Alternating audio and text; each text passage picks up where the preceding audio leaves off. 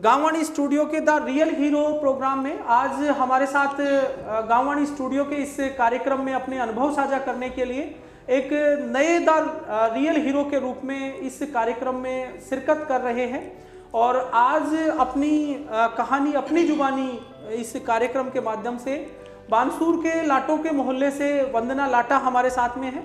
तो हम सबसे पहले नमस्कार करते हैं वंदना जी आपको, और गांववाणी स्टूडियो के माध्यम से आज इस डिजिटल प्लेटफॉर्म के माध्यम से आप अपने अनुभव साझा करेंगे।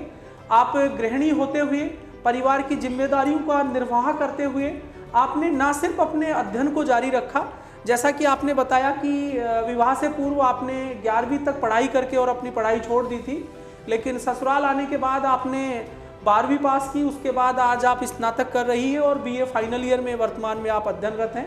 तो हम जानना चाहेंगे कि आपने ये संघर्ष का दौर किस प्रकार अपने आप को आपने साबित किया, क्योंकि जब एक लड़की शादी के बाद जब नवविवाहित जो वधू है जब वो विवाह होने के बाद ससुराल आती है तो उसके पास बहुत सारी जिम्मेदारियां उसके ऊपर आ जाती हैं, बच्चों का लालन पालन, घर परिवार की देखरेख। लेकिन आपने इन सभी को सामंजस्य स्थापित करके और आपने एक आदर्श स्थापित किया है अपने समाज में, बाकी महिलाओं के लिए भी। तो हम चाहेंगे कि आप इस डिजिटल प्लेटफॉर्म के माध्यम से आज श्रोताओं के साथ अपने अनुभव साझा करें। वंदना जी, मैं जानना चाहूँगा कि आप अपनी जुबानी बताना चाहें कि किस तरह आपने संघर्ष करके ना सिर्फ अपने अध्ययन को जारी रखा, साथ में आज आप रोजगार भी कर रही हैं और सुबह शाम अपनी घर की जिम्मेदारियों के साथ आप अपने वर्क को कंप्लीट करके और अपने आप को आर्थिक रूप से सशक्त बना पा रही हैं। तो किस प्रकार आपका ये विकास क्रम रहा? सबसे पहले तो मैं नमस्कार करना चाहूँगी सभी श्रोताओं को और आपको सर। और मैं ये बताना चाहूँगी कि कोई भी जैसे मैं पढ़ के नहीं आई थी, फिर मेरे को ऐसे बोलने लगे थे कि भाई 10वीं की हुई है क्या करेगी ये, मुझे बहुत बुरा लगता था। बिल्कुल। पर फिर मैंने सोचा कि बस अब तो यही बस चूल्हा चौका है और बस बच्चों को पालना है, यही हमारी ज़िंदगी रह गई। पर ऐसा नहीं था। मैंने यहाँ पे मेरे पति ने मेरे को बोला कि काम करना चाहोगी, तो मैंने पहले तो मेरे को कोर्स करवाया RSCIT का। बिल्कुल। युवा जागृति में मैंने कोर्स किया 3 महीने का, और उसके बाद फिर मेरे पति ने कहा तुम काम करना चाहोगी, देख लो, काम भी करना पड़ेगा घर का और बच्चों को संभालना पड़ेगा और सब करना पड़ेगा। मेरे को सर करना था काम, तो मैंने सोचा कि मुझे करना है, मैं कर लूँगी, आप मेरे लिए बात कीजिए। तो फिर उन्होंने बात किया और फिर मेरे लिए जॉब के लिए बात किया। तो मैं वहाँ पे युवा जागृति में मैं रिसेप्शन के लिए मुझे चुना गया। तो मैं जैसे लोगों से पहले तो मुझे बहुत ऐसे लगता था कि भाई कैसे बात करूँगी, कैसे करूँगी, पर फिर मैंने जैसे धीरे धीरे मैंने सब करना सीख लिया। आज मैं सबसे खुल के बात कर सकती हूँ। बहुत अच्छा लगा कि आप किस प्रकार एक गृहिणी से और आप कैसे एक रिसेप्शन के ऊपर आप एक काउंसलर के रूप में काम कर रहे हैं। मैं आपसे जानना चाहूँगा, एक महिला होने के नाते आप बाकी महिलाओं को क्या संदेश देना चाहेंगे कि आपकी तरह वो भी अपने जीवन को सिर्फ घर की 4 दीवारी तक ना समेटकर वो अपने आप को आगे बढ़ा पाएँ? तो आप क्या संदेश देना चाहेंगी बाकी महिलाओं को? मैं यही संदेश देना चाहूँगी, काफ़ी जैसे पहले वही थोड़ा कम पढ़ाते थे ऐसे माँ बाप, वही कुछ कारणों से ऐसे, पर वो सोचें कि भाई मैं 10वीं की हूँ, 11वीं की हूँ और मैं आगे कोई काम नहीं कर सकती, कोई ये कहेगा कि इतनी सी पढ़ी लिखी क्या करेगी। कोई भी ऐसा कोई वो नहीं है। मैंने भी 10वीं 11वीं पास किया था और यहाँ पे आके अब मैं आज BA फाइनल के एग्ज़ाम दूंगी अब की बार। तो मैंने पढ़ाई भी की, काम भी किया, घर को भी संभाला, बच्चों को संभाला। कोई काम ऐसा नहीं कि हम नहीं कर सकते। शाम सुबह थोड़ा बस हमें थोड़ा वो करना पड़ता है सर, जैसे जल्दी उठ के हम अपना काम समेट दें, बच्चों को जल्दी से तैयार कर दें, फिर एक बस अपने आप को ढालना पड़ता है सर, और कर सकते हैं। उनको मैं यही कहना चाहूँगी कि कोई काम ये नहीं कि हम नहीं कर सकते, सब काम कर सकते हैं, हमें थोड़ा सीखने की ज़रूरत है। बहुत अच्छा लगा कि अगर नारी ठान ले तो कोई काम असंभव नहीं है, बस सिर्फ पहल करने की आवश्यकता है और उस पर आगे बढ़कर और उस काम की जिम्मेदारी लेने की आवश्यकता है। रास्ता अपने आप बनता चला जाता है और व्यक्ति मंजिल की ओर आगे बढ़ता चला जाता है। तो आपको क्या लगता है कि आप युवा जागृति संस्थान से जुड़ने के बाद महिला सशक्तिकरण के जो यहाँ नए नए आयाम, नए नए जो प्रयास किए जा रहे हैं, वो आपके अनुसार किस लेवल के हैं और उसमें और क्या सुधार किया जा सकता है?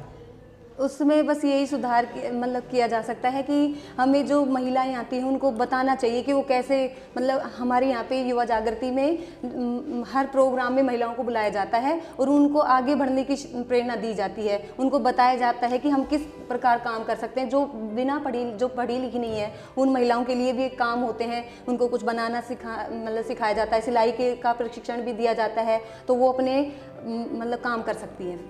अब मैं एक सवाल आपसे और करना चाहूँगा कि जो हमारा द रियल हीरो प्रोग्राम है वो लीग से हटकर कुछ ऐसे प्रयास जो महिला शक्ति ने किए हों और नवाचार करके समाज में एक मिसाल कायम की हो, तो आपके समाज में जब आप पढ़ाई के दौरान, जब आप संस्था से जुड़े उस दौरान और जब आप यहाँ जॉब कर रहे हैं, उसके बाद क्या बदलाव आपको महसूस हुआ? लोगों की जो रेस्पेक्टनेस है, लोग आपको कितना महत्व देने लगे हैं, पहले में और बाद में क्या परिवर्तन महसूस हुआ आपको? हाँ हुआ है सर। पहले जैसे हम घर पे जैसे काम कर लिया और बस सो लिए बैठ लिए, तो सासू अभी ऐसे कहती कुछ काम करती नहीं, सो लेती हैं वो कर लेती हैं, फिर ठाना कि हमें काम करना चाहिए। आज मतलब और जो लेडीज़ होती हैं तो ऐसे बोलती हैं देख ये भी है कितनी जल्दी उठ के अपना काम ख़त्म करके काम करने भी जाती है, अपने बच्चों को भी संभालती है।